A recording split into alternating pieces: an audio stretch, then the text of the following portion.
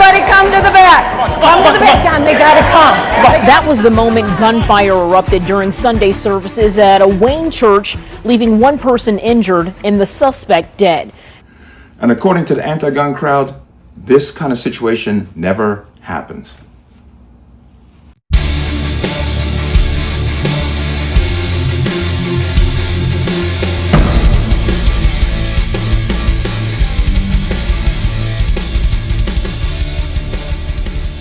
Welcome to another installment of Connecticut Gun Bench. Today's video is brought to you by P.A.N. Firearms, LLC. P.A.N. Firearms, your NRA certification of multifaceted gun training. You can reach us at 203-300-6343 or use our website at www.panfirearmsllc.com. As always, we link in the description box below. If you like channel, like content, what I do, you can support me with the link. Everything's appreciated. Online store is open. CGB20 will get you 20% off free shipping. Connecticut residents, you have to pay sales tax. But CGB20 will get you 20% off. Let's talk about this. And this story broke 3 days ago, going on 4. I waited because I wanted more information. When this story first broke, immediately everybody was so wild to get the story out that a lot of information was being thrown around and different scenarios. Some of which I'm not going to get into.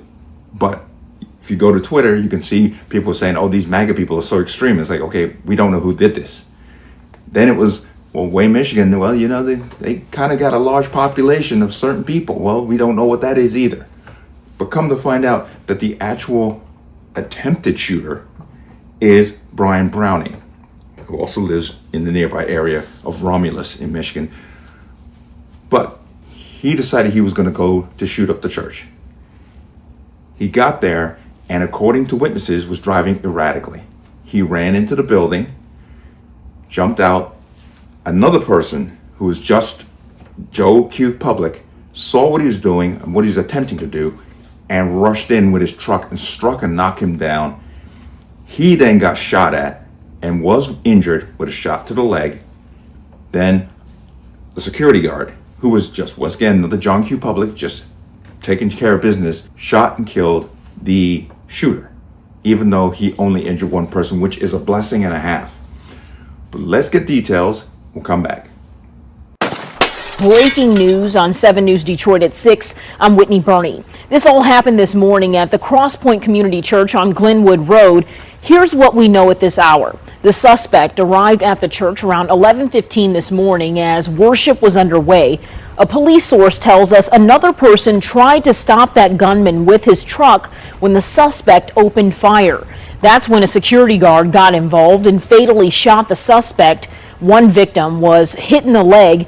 We have team coverage tonight. Still an active scene out here at Cross Point Community Church. I've been out here since about noon speaking with members of the church who were inside when shots rang out, as well as members of this community.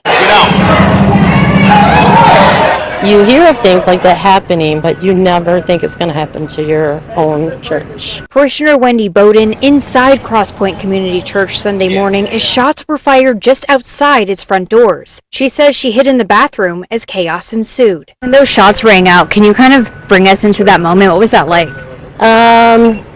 It was super scary because I knew there was a shooter at that point. I knew it wasn't a hurt maintenance man or a car accident. And it was like, just, it's unreal, it's surreal, like you can't like process it. It's just, you're just praying that you're gonna be safe and your loved ones are safe. And thankfully everyone inside the church is okay. Evacuated from the building and transported by a school bus as well as several vans to a central gathering location with air conditioning. The alleged shooter was shot and killed by an armed security guard with the church, according to Wayne police. This is a developing story and we'll continue to keep you... Heard that and you saw that. Now, what I found to be interesting is the video that was released that was inside. They were live streaming the service. And if you listen to the video, you can clearly hear what, in my opinion, is automatic fire. You can hear it several times. Let's go ahead and I'm going to play that for you. A chorale in every day. And our songs help do that, and so did our games. But that doesn't mean that we didn't have time for Bible stories.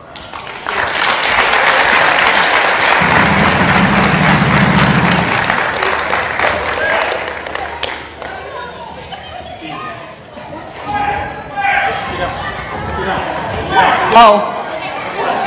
Get out.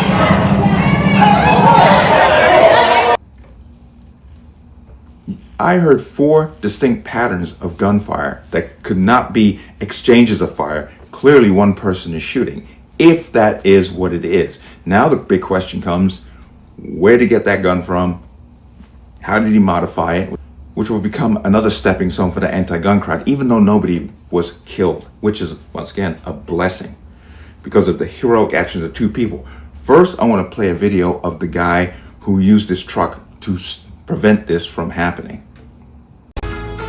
Now to one of the men who rushed to the rescue to stop a lone gunman from committing a mass shooting at a church. It's a story you'll see only here on 7. This week, we have been bringing you stories of heroes who helped keep countless lives safe on that day. And tonight, I'm sharing the story of Deacon Richard Pryor, revealing to me what was running through his head when he hit the gunman with his truck and how his faith was involved in that moment.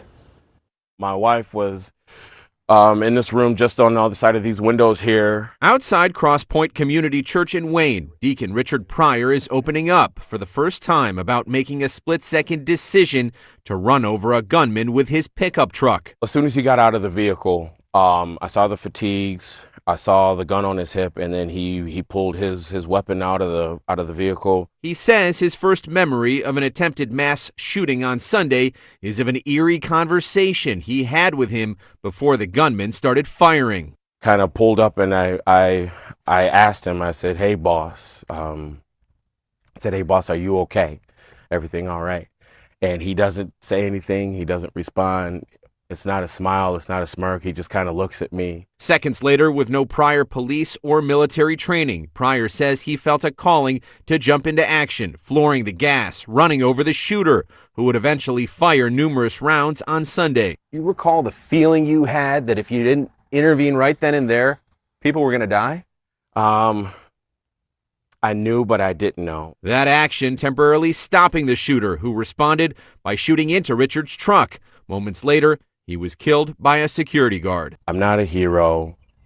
My heroes are Jay and John and the security staff that eliminated this man. What does it mean to you to see folks helping out in this interim? I can't be more than appreciative for everyone reaching out. As for this incredible act of bravery, the humble hero is just asking others to stay vigilant, as he did while talking to 911. And here is a gentleman who's a security guard who did what he had to do. But we begin tonight with the interview you will see only here on 7, a security guard stopping an attempted mass shooting at a local church. Guys, these are some of the bullet holes from that gunman during that shooting. The man who stopped that active shooter trained for years to meet that moment, but he never knew until Sunday whether he would run away from danger and the sound of gunfire or run to it. Heard a noise, thought it was mechanical at first, turned to see people running. Asked them through a door what had happened. I thought it was in the cry room, and a young woman said AR-15. And I said, "Where?" She pointed, and I headed in that direction. Jay Trombley is a member of Cross Point Community Church and its safety team, which sprang into action when 31-year-old Brian Browning showed up Sunday morning armed with a rifle and a handgun looking to do harm. Found out that evil came to our door, but God's hand of protection was right over us. So many things happened that can only be God-driven. The parishioner shows up late to engage him with his pickup truck to slow him down. A double pane window stopped 5 rounds that I'm fairly certain where I was standing to look at the wall behind me, to see the impacts, to see that where rounds from his rifle traveled and impacted. I'm God's hand was protecting me. Trombley and other safety team members, all average citizens with no police or military experience, have undergone extensive training in the event they encounter an active shooter. He says Sunday's nightmare underscores a harsh reality. You are your own first responder. Browning attended a few services at the church where his mother was baptized. Trombley is coming to terms with the reality that the cost of saving lives on Sunday was taking one. I realize what happened yesterday, what my actions did.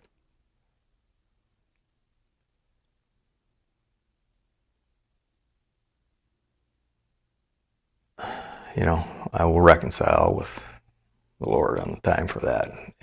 I was protecting his people. The one thing that always has been in the back of my mind, the question, if I hear that noise, will I run to it or will I run from it? And I answered that question yesterday.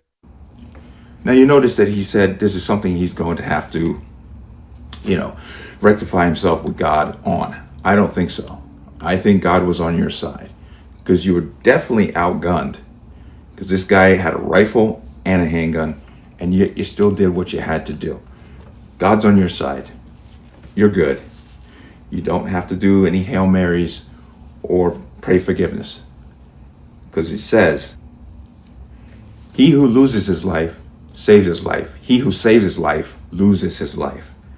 If you aren't willing to put yourself in harm's way to protect another human being, technically in a sense, you're not doing God's bidding.